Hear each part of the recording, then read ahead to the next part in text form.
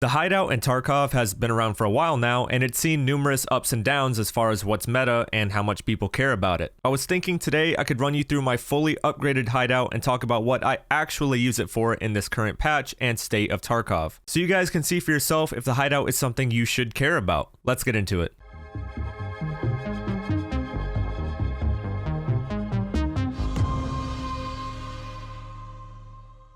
Small disclaimer, my Hideout isn't actually fully upgraded, but there's a really good reason for that. I do have all the money and capability to get it upgraded, but I'm choosing not to. I'll talk about that more when we get to the applicable stations. Also, before we hop into this, do me a favor and hit that like and subscribe button. We put out a bunch of Tarkov news, guides, and gameplay that you don't want to miss. Alright, let's start with the laboratory because there are some real hidden gems here. Remember, I'm only going to talk about what I actually care about and use myself. No fluff at all. So to start, let's talk about a new thing I've been doing with the Scav vests. You can use 3 Scav vests to create 2 Ripstop, and there's actually a world where this matters. To start out, I want to mention something about Scav vests that you come across in Raid. When you find a Scav vest found in Raid, you should always take it. Scav vests sell for over 10k a piece on the flea, and what's more important is that they hold the exact amount of space that they take up in your bag. You can fit 6 things inside, and they take up 6 slots themselves, so every Scav vest takes up an extra 0 space and nets you extra money. If you've been passing up Scav vests up until now, quit that. Now what about Scav vests not found in Raid? You can still take them out and use them for this Ripstop craft. The Ripstop sells for good money, and since it's crafted in the Hideout, you can go ahead and sell it right on the flea. You can even go as far as to trade 1 Slicker's bar to Jaeger level 1 for a Scav vest if you happen to need one. So anyways, in short, always take any Scav vest you come across because they take up 0 extra room, and you can either sell them flat out for money or use them here in the laboratory to make money. The rest of the fabric crafting in the laboratory I use to complete the Ragman quest when he wants found in Raid fabric, but that's about all I use those for. The double hose craft is great money early in the wipe, and there's a quest where you do need a couple found in Raid corrugated hoses, so it's good for that too. The corrugated hoses tend to lose value over time, so after a certain period in the wipe, they're not really worth crafting for money anymore. The gas mask for air filter craft is an interesting one I've been using a little bit lately, but not for money because you actually lose a little bit of money on this. Every time you craft something in your Hideout, you gain Hideout management skill. Hideout management skill, if you've never looked at it before, affects the percentage bonus you get from your Hideout, which is incredibly helpful. Every so often, I'll sit down for 5 minutes and craft 5 air filters just to get some quick Hideout management skill boost. We'll talk a little more about why Hideout management skill is important later on in this video. If you don't have any grenade cases, I love to take 2 used up silver fuel cans and craft a grenade case or 2 for myself. It saves good space, and if you're already buying silver fuel to power your Hideout, you might as well recycle a couple to make grenade cases. The last craft that I really care about here in the laboratory and somewhat use often is the magazine case. It's a similar story to the grenade cases. If you have 2 blue fuels laying around that are empty, you've already used them in your generator, why not recycle them and make some magazine cases, which can be great space savers. Next, I want to talk about the loot crate simulator known as the Scav case. This station exists purely so you can pay Scavs a sum of money to have them go out and bring you back random items. It's pretty fun because it's basically gambling, but besides the RNG chance of making more or less money than you spend, there is one good reason for this station. You can pay the Scavs folders with intelligence to have them run out and bring you back a plethora of items. This is considered one of the highest bets, so to speak, so you generally get some pretty good stuff out of this. Now, folders with intel can be found across Tarkov on customs and reserve, with reserve having 40 plus spawns alone. Intel sells for great money found in Raid on the flea when you do survive with them. But the best part about intel is you can stick it in your docs case inside your secure container. I've done reserve runs where I find 4 intel, I shove them all inside the docs case, so even if I die, I still get to keep them. Now the reason this matters is because yes, once I die, I can't sell it on the flea to make money, but I still can spend them at the Scav case. And whatever my Scavs bring back will be found in Raid, so if you use intel this way, it's almost pure profit, whether you live or die, and that's why I love the Scav case station. Now let's talk about a station I haven't bought and why I won't until something changes. Solar power station is cool and useful. It reduces your fuel consumption by 50%, and over the course of a full wipe, that can mean millions in savings. The problem is right now, at the time of this video, the cost to build solar power is too high, in my opinion. 4 ASAs, 10 military cables, and 10 power filters are one thing, but the 75k euros is insane. To make matters worse, the solar used to only cost 25k euros. Back then, it was definitely worth it. So what happened? The wipe before this current one, Tarkov experienced a crazy phenomenon. See, the devs had actually tied the price of the in-game Bitcoin to the price of the real-world Bitcoin. This quickly became a problem when the real-world Bitcoin saw its highest spike ever during the wipe. The problem then became with how easy it was to pump out Bitcoins out of your hideout. At the time, everyone was filthy rich and the economy got a little wild. To obtain the highest form of Bitcoin farm in your hideout, you needed to have solar power. Their quick fix at the time was to increase the cost of solar power mid-wipe, so you'd have to sink a crap ton more money to be able to make more Bitcoins. That was all fine and dandy at the time, but now the Bitcoin market is stable and the farm has been heavily nerfed, so you don't make nearly as many Bitcoins as you used to. Yet the cost of the solar power never changed. Due to this right now, I don't recommend getting solar power. It's just too expensive for not enough return. If Bitcoin ever goes back up in price, or if Bitcoin farm gets buffed, or if the cost of solar goes down, then I may change my opinion, but for now, I will not buy solar, and I don't recommend you do either. All right, next up, we have the nutrition station. Unfortunately, I'm not using this for much since I don't really need to make any specific food or drink, but what I do here constantly is turn chocolate into sugar. Sugar is a hot commodity and always sells for good money. Plus, you can use sugar to craft moonshine, which we'll talk about later. By the way, if you guys have any good crafts that you like to use and that I am not talking about, please let me know in the comment section down below. Like I said, this video is about what I'm actually using the hideout for. Maybe I'm missing something important, let me know. Now, the air filter is one of the best things that the hideout has to offer. If you put in an FP100 filter, you get 20 hours of a 40% bonus to physical skill gain. Physical skills are endurance, strength, vitality, health, stress resistance, metabolism, and immunity. So all of those will level up 40% faster with an air filter in, which is huge. Always use this. One thing to note is that you may notice I have a 46.6% skill boost. The reason again is that cool little hideout management skill, which increases all of my bonuses from the hideout. The library is the next station to note, and yes, you definitely should build it. The best thing about it is a flat out EXP multiplier. I currently gain an additional 17.4%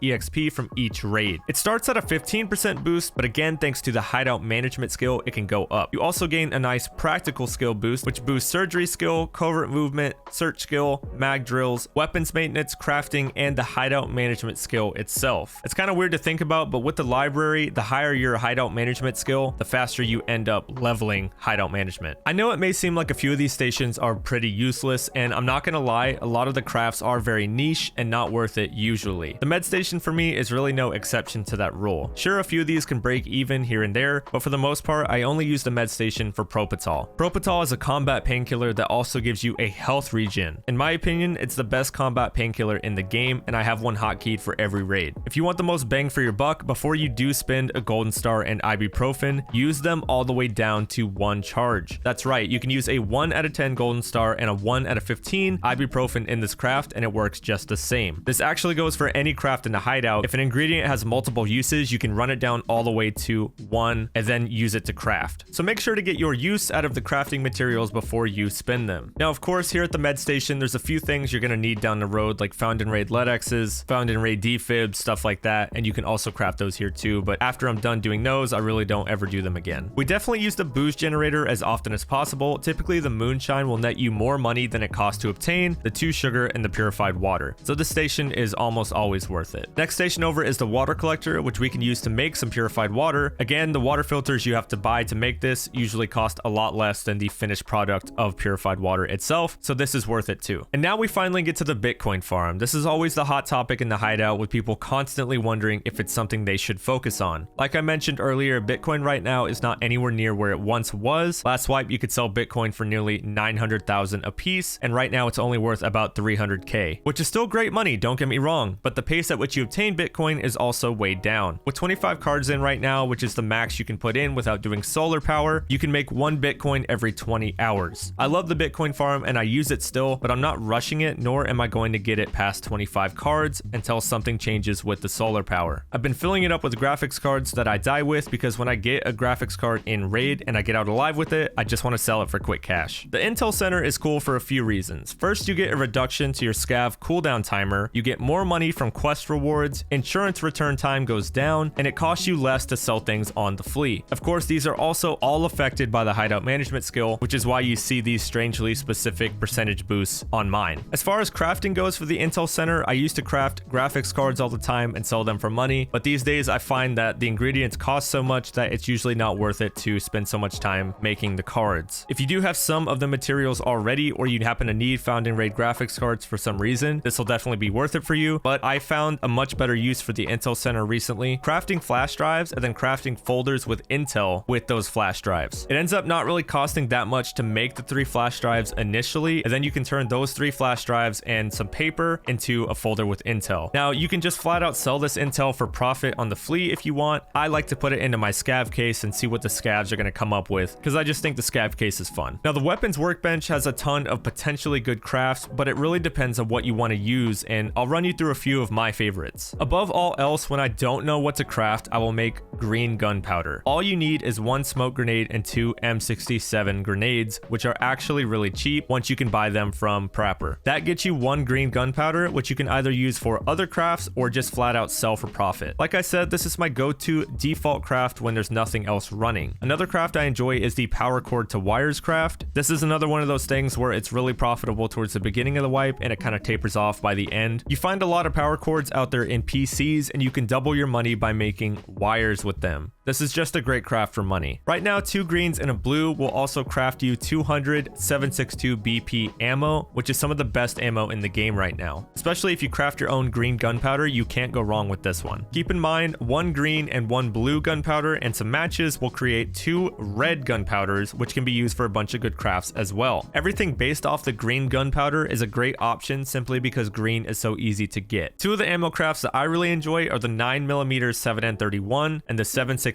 M61. Both of these ammos are extremely expensive on the flea and are much cheaper to make yourself, and they're also just really good ammo. And for me personally, that's about everything I'm actually doing with my hideout. Like I said, if I missed something important, share it down below so we can all learn. If you guys enjoyed this one, give it a thumbs up and subscribe for more Tarkov news, guides, and gameplay. Also, don't forget, I'm a partner Twitch streamer over at twitch.tv/finestxi, so click on the link down below, hit the follow button, and come say hello sometime. That being said, I hope you guys have a wonderful day, and I'll see you in the next one.